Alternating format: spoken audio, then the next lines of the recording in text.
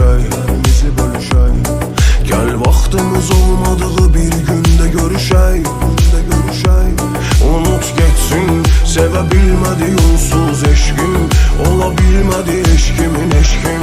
İnan hər kəsin öz yolu var. Ürəyi deşdi, elə bir qarmağa biz ilişdik.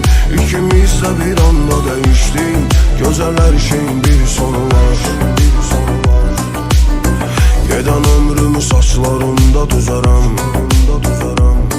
Mən sənsizliyimlə ölmərəm ki düzərəm. Şahı gəlsin, bu ürək səni heç vaxt unutmaz. Əlim başqa bir əli daha tutmaz. Sevən adamın bir yolu var. Otur ağla, axı başqa cür heç nə ovutmaz. Ürək göz yaşlarımızı udmaz. Betər hər şeyin bir sonu var.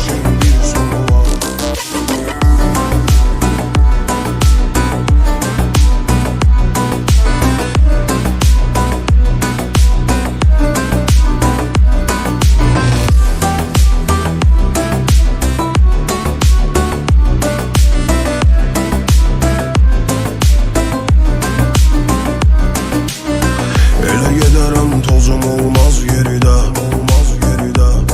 Məni canım bir daha görə bilməz yenidən.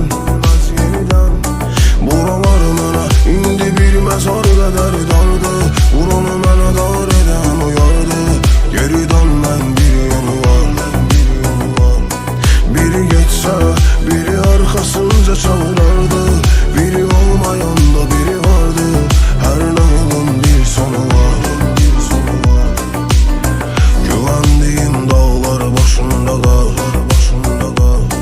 Köksümdə neçə xəncər, neçə dağ yeri var. İndi Allah nə olar qoy səsimi eşitsin.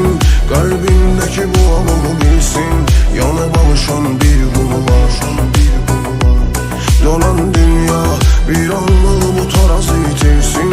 Bütün hər kəs daha bunu bilsin. Yalan ömrün bir sonu var. İndi Allah nə olar qoy səsimi eşitsin. Qəlbindəki bu alığı bilsin. Yanıb alışan bir qulu var. Dönən